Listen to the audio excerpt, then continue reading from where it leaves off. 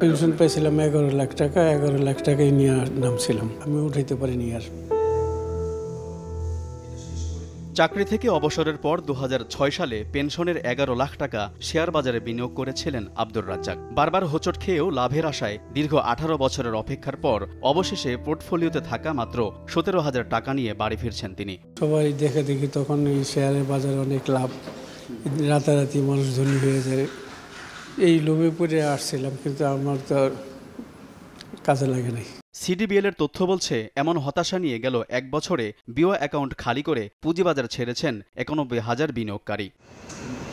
Share বাজারের এই দুর্দশা দীর্ঘদিনের, তবে সদ্য সমাপ্ত 2023-24 অর্থবছর ছিল আরও বেশি হতাশাজনক। ডিএসইর তথ্য বলছে, এই সময়ে ঢাকার পুঁজিবাজার মূলধন হারিয়েছে 1,96,569 কোটি টাকার বেশি, আর সূচক কমেছে 1015 পয়েন্ট। বাজারের এমন দুরবস্থার জন্য নানা ভুল পদক্ষেপ আর কারসাজি বন্ধে নিয়ন্ত্রণ সংস্থার অবহেলাকে দায়ী করছেন বিশ্লেষকরা।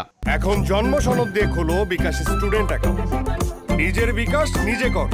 কারা এই যে ব্যাপক সম্পত্তির মালিক হয়েছে, কারা এখানে এত টাকা বিভিন্নভাবে ম্যানিপুলেট করেছে, এটা পত্রপত্রিকা রেগুলার আসে। তাহলে আপনি তো এখানে কোনো ব্যবস্থা নিতে দেখেন নাই। তবে সরকারের নানা উদ্যোগের কথা জানিয়ে এখনও আশার কথা শোনাচ্ছেন ডিএসএ চেয়ারম্যান। সরকার চেষ্টা করতেছে এই মন্দা দ্রুত কাটিয়ে উঠবে। পুঁজিবাজারকে যদি অর্থনীতির সাথে যদি লিঙ্ক আপ করা না যায়, তাহলে পুঁজিবাজার কোনোদিনই ঘুরে দাঁড়াবে না। দীর্ঘদিন শেয়ার দর ফ্লোরে আটকে রাখা আর গেইন ট্যাক্স আরোপের মতো সিদ্ধান্ত বাজারের স্বাভাবিক গতিকে বাধাগ্রস্ত করেছে বলেও মনে করেন ডিএসই চেয়ারম্যান। আলতাফ হোসাইন, সময় সংবাদ, ঢাকা।